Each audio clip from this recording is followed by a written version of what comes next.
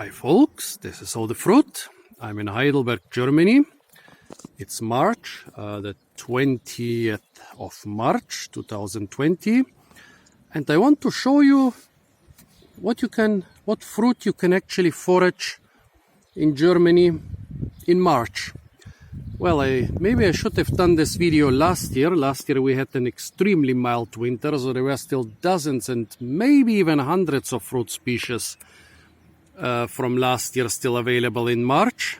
Maybe I should have done more videos on this subject in January. I was in Germany in January for a couple days, and there were still definitely hundreds of fruit species present then. Well, now it's March after quite a mild winter. I didn't check actually how mild it was exactly, but I'm trying to deduce this from the fruit I'm finding.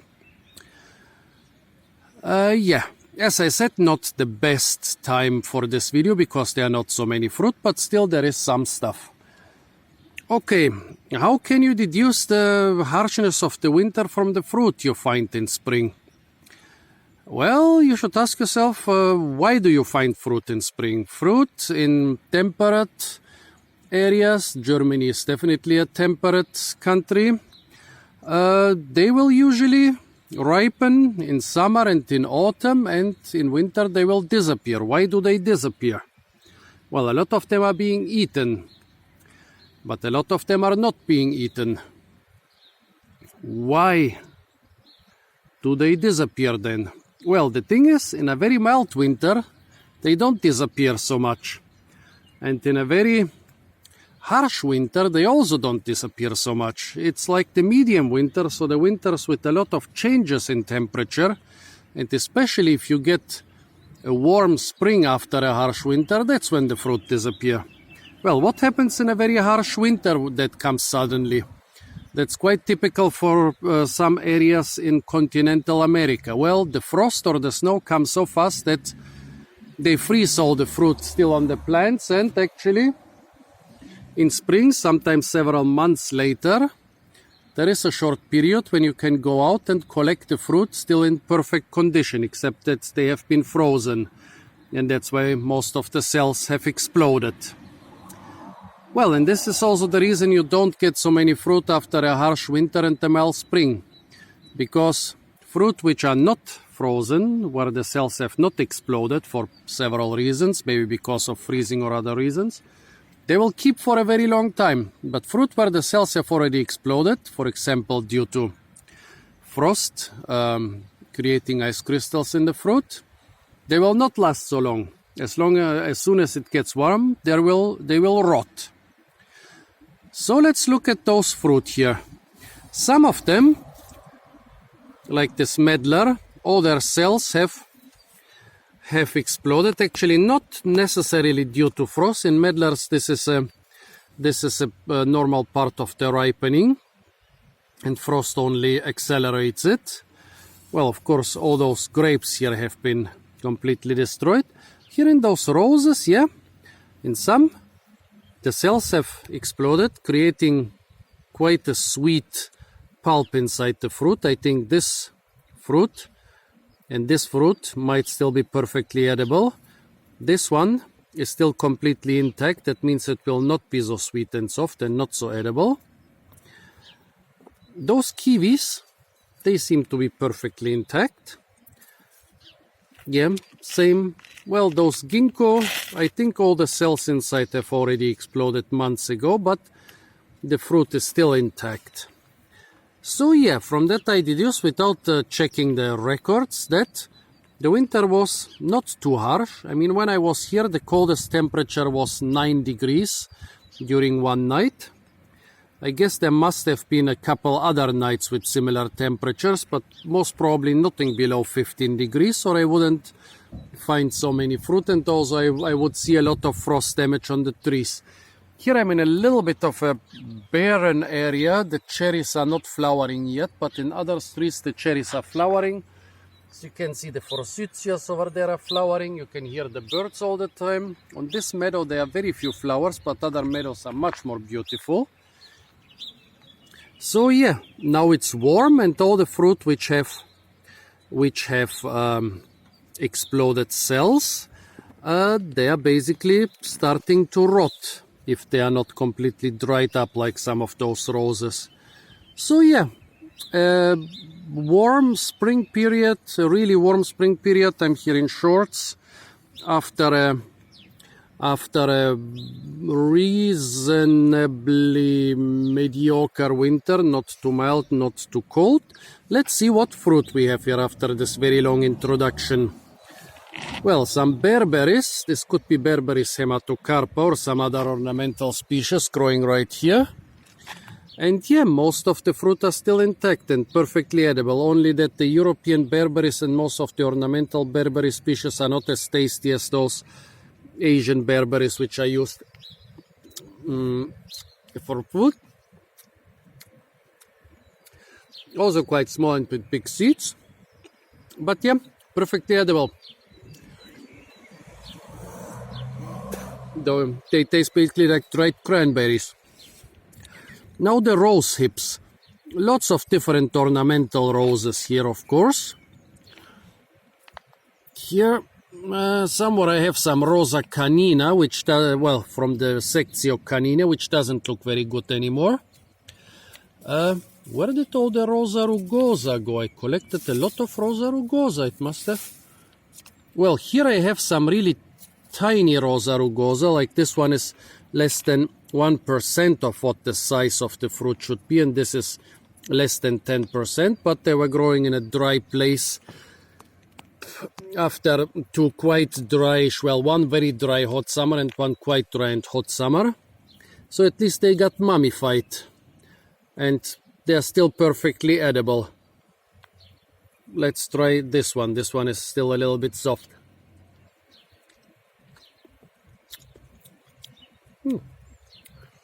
Tastes a little bit like mandarins. What about this one? This one is really soft. Maybe I can squeeze out some of the pulp. Here it is, coming out like the toothpaste from a toothpaste tube.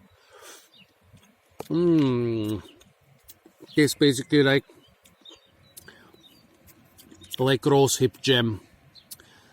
Well, here are some acorns. You can harvest acorns usually throughout the winter. However, once they start germinating, a lot of them get even more bitter and disgusting. And also you will have to leach out the bitterness, the tannins and the toxic phagins. So basically you should leach them out and roast them. It's quite complicated, but it has been done by a lot of hunter and gatherer societies, because it gives you a lot of good starchy nutrition. Well, the medlars, I will not try them. I mean, this could still be, yeah, I'm sure part of the fruit are rotten. Everything is dried and mummified, but parts of it will have rotted before it was dried and mummified. I would eat it as a survival food, as long as there is no black mold inside. I think I would survive the fermented and maybe slightly moldy flesh. Well, let's try it.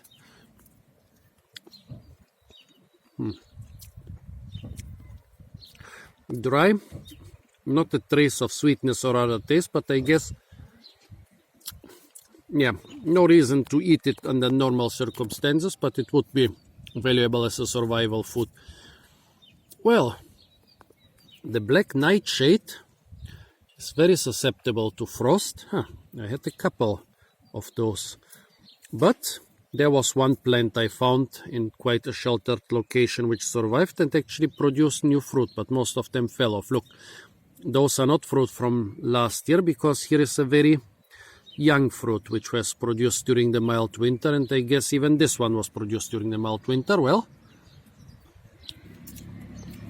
not as sweet as in summer, but still like a mixture of kiwi and tomato. Here's some nightshade fruit on a plant which was already completely dried up. I guess those might have survived from fall of early winter. Yeah, not as nice as the ones in summer, but perfectly edible. Cotoneaster horizontalis, the fruit are quite bland and there are not a lot on the plant, but you can find them in almost every time of the year. Yeah, not good, not bad, a neutral fruit. If you have nothing else, you'll eat it. If you have anything else, you will not even bother collecting them. Phew. Well, the grapes, of course, have died.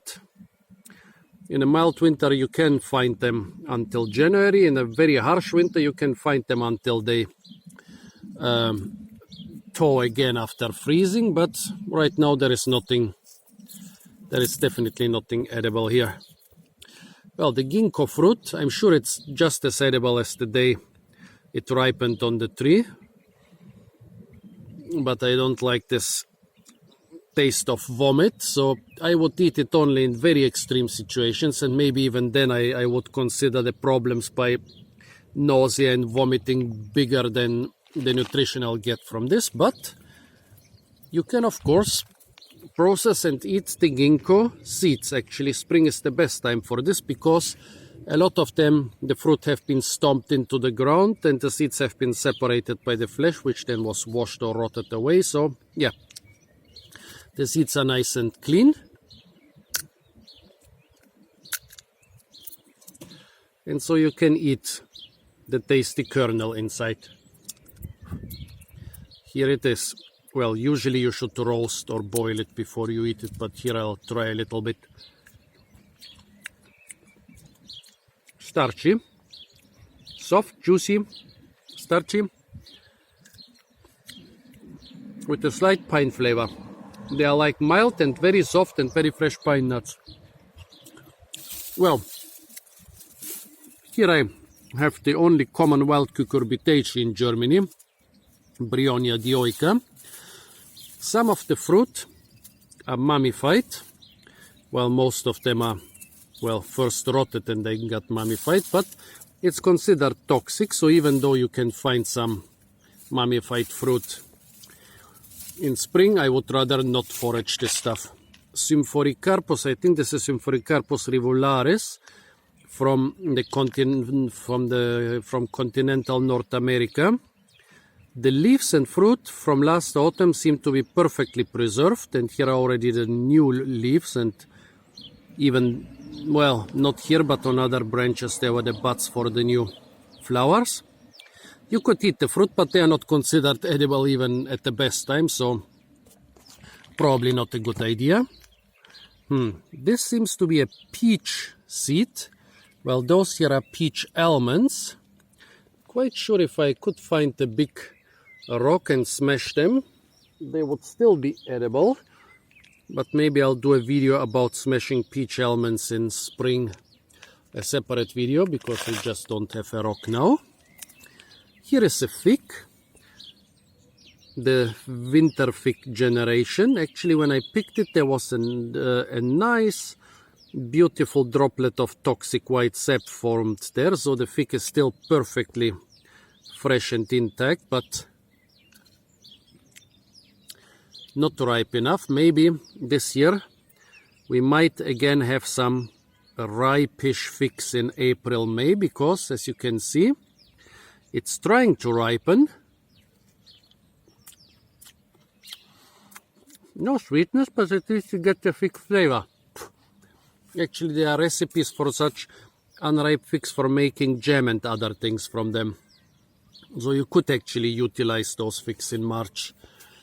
Well, what we have here, the kiwis. Let's see. Last year in March there were dozens, maybe 100 kiwis on this kiwi vine. This year I found only a couple because the winter was not as mild.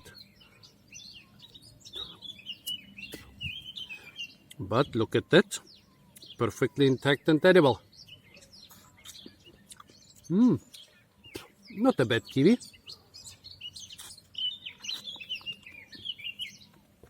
I've eaten better ones, but this one is definitely not bad for a fruit foraged in March. And also, what is strange, it is still quite hard. As you can see, the flesh is still, well, not hard, but still firm. It keeps its shape unless you squeeze it. That's strange. That means that there was not a lot of fruit on, not a lot of frost affecting this kiwi. Let's try the other one.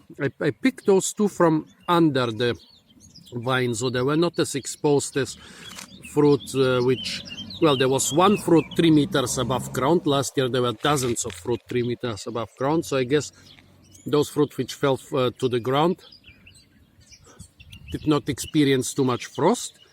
Look at this, soft but still firm, keeping its shape. Perfectly ripe and edible. A mild kiwi taste, yeah, better than a lot of kiwis you'll get in the shops. What else do we have? Well, the soft kakis, of course, they rotted away completely. Actually, the parrots first ate them and then they rotted away completely. Here are just the calyxes of the kakis, so no kaki foraging right now. Well, the poisonous ivy, it's very good for birds in spring, for fruit-eating birds, because it's not incredibly tasty, but it's ripe in spring. Well, it's ripe in autumn, winter, and spring, so those birds really like it. But I will not eat it now. I'll do some more research before I do a video on ivy fruit. And did we cover everything else? Last but not least, those little ornamental apples. There are not as many ripe apples this March as there were last March, because the winter was more harsh, but yeah, this ornamental apple tree is not the tastiest one, but perfectly ripe, perfectly edible, pretty hard, low quality apples. So folks, this was the first video about what you can harvest, what you can forest in Germany in March. I hope some other videos will follow. Stay tuned for a lot more fruit videos from the beautiful city of Heidelberg, as long as we don't have complete lockdown here. And don't forget to like, share, comment and subscribe.